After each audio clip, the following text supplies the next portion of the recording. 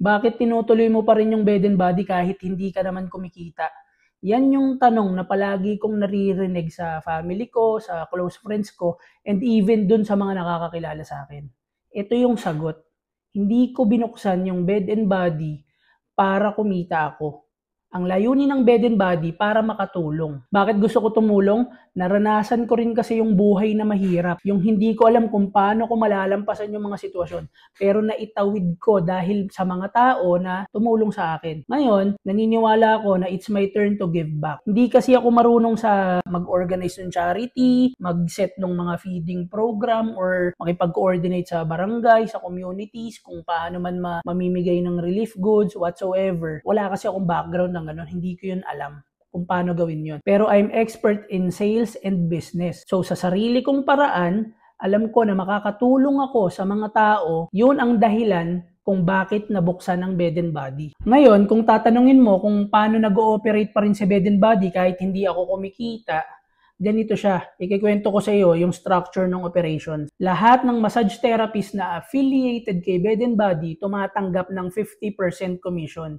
Ibig sabihin, lahat ng pera na marireceive galing sa client ay hati. Ngayon, yung kalahati na yon, inilalaan natin yon sa lahat ng expenses. Tulad ng renta, kuryente, yung tubig, tsaka yung bigas sa araw-araw. At the same time, nagbabayad din tayo ng Facebook ads para masigurado rin natin na lahat ng massage therapist natin ay makakakuha ng kliyente sa maghapon. Siyempre, kasama rin doon yung mga materyales na ginagamit natin araw-araw. Katulad ng mga oil, ganyan, tsaka yung iba pang mga materials. Kasama din doon yung overhead expense or pampasahod para doon sa mga supervisor, sa mga leaders natin na nagmamanage ng mga team, nag-aasikaso ng mga booking, nag-aasikaso ng staff house natin, mga waiting area natin. Sila yung nag-maintain na manatiling may kaayusan sa mga waiting area natin. At ito pa, normally within the industry of spa and massage, kapag magpapa-home service ang isang client, iso-shoulder niya yung kung magkano yung payment na babayaran para mag-commute yung therapist papunta dun sa bahay ni client.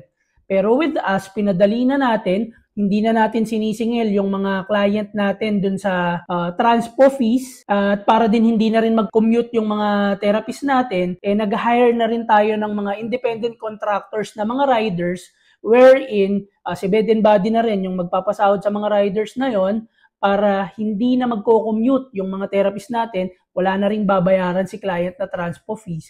At the same time, seamless yung magiging operations natin, sigurado nang merong maghahatid at sundo. So yung majority ng amount na pumapasok na pera kay Bed and Body, doon na pupunta. Ngayon, yung mga sobra, inilalaan naman natin pambayad doon sa nagte-train. Kasi meron tayong sinimulan na libreng training para doon sa mga tao na gusto magkaroon ng hanap buhay pero hindi sila marunong mag-massage, wala silang idea. So, binibigyan natin yun ng libreng training. Pero si Bed and Body, binabayaran niya yung trainer para doon sa mga tao na yon na magkaroon ng hanap buhay pag natuto na sila. Secured na rin na kapag natuto sila, pwede na silang mag-start kay Bed and Body. Magkakaroon rin sila ng kaparehong tsansa ng mga may experience na 50% din. Yung ibang amount naman, nakalaan para dun sa mga incentives. Kaya kung mapapansin niyo kay Bed and Body, ang dami nating incentives. Merong signing bonus dyan. Kapag nag-start ka, meron ka ng experience, meron kang signing bonus. Kapag naman nag-refer ka ng tao, nag-invite ka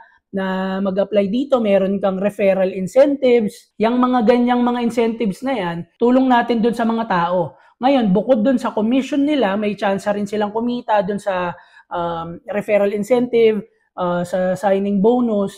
At isa pa yung iba nating incentives na nakukuha individually. Meron tayong Therapist of the Month at meron din naman na isang buong team nakakakuha ng incentives, yung 5K incentives monthly para dun sa top team. So, ayan yung mga pinaglalaanan natin ng pondo ng Bed and Body. Ngayon, kapag may sobra pa rin, that's the time na kukuha na ngayon tayo ng mga residential spaces, ang tinatawag natin dyan, mga waiting area, para yung mga taga-malalayo, hindi na pupunta pa dito sa Cainta. For example, may waiting area tayo dyan sa Antipolo. So, yung mga taga-Antipolo, hindi na bababa sa Cainta. Si Bed and Body na lang yung magbabayad ng waiting area nila doon sa Antipolo para at least hindi na sila babiyahe ng malayo, hindi sila malayo doon sa area nila. At the same time, ma-accommodate rin yung mga client na nandun sa lugar na yon. For example, yung sa Antipolo. So, isa yun sa expenses. Kaya kung mapapansin ninyo, may mga waiting areas tayo. At hindi humihinto si Bed and Body na tumanggap ng mga nagpapa-affiliate na mga massage therapists kahit na malalayo. Kapag nagkaroon tayo ng pondo, maghahanap tayo doon ng pwedeng waiting area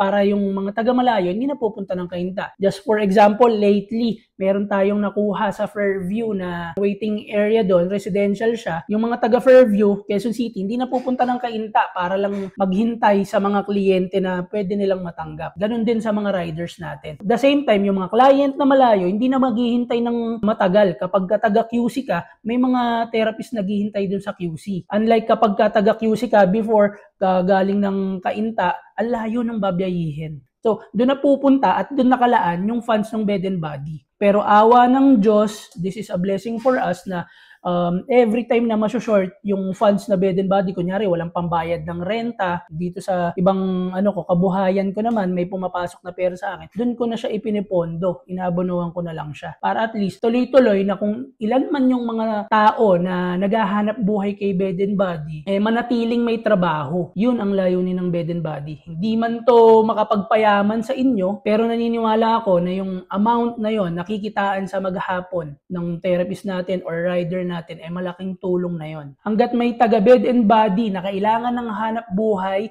kailangan magpadala sa pamilya sa probinsya, mayroong pinag-aaral na kapatid, or merong kailangang pag-graduate na anak, or kung meron mang sinusustentohan na nasa hospital, kailangan ng tulong para sa magulang, or kahit na anong dahilan kung bakit kailangan ng hanap buhay ng isang taga Bed and Body, hindi hihinto ang Bed and Body na tumulong sa mga tao. And with that, I want everyone to thank God dahil hindi to mangyayari kung hindi dahil sa Kanya. I'm just an instrument.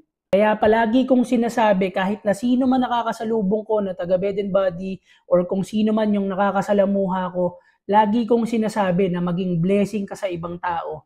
Palagi mong hanapin kung paano makakatulong sa ibang tao, paano natin tataas yung antas ng pamumuhay ng tao, paano natin sila mabibigyan ng learning, mabibigyan ng tulong sa kung anumang paraan ng kaya natin. Yun yung palagi kong sinasabi. Maging blessing ka sa ibang tao.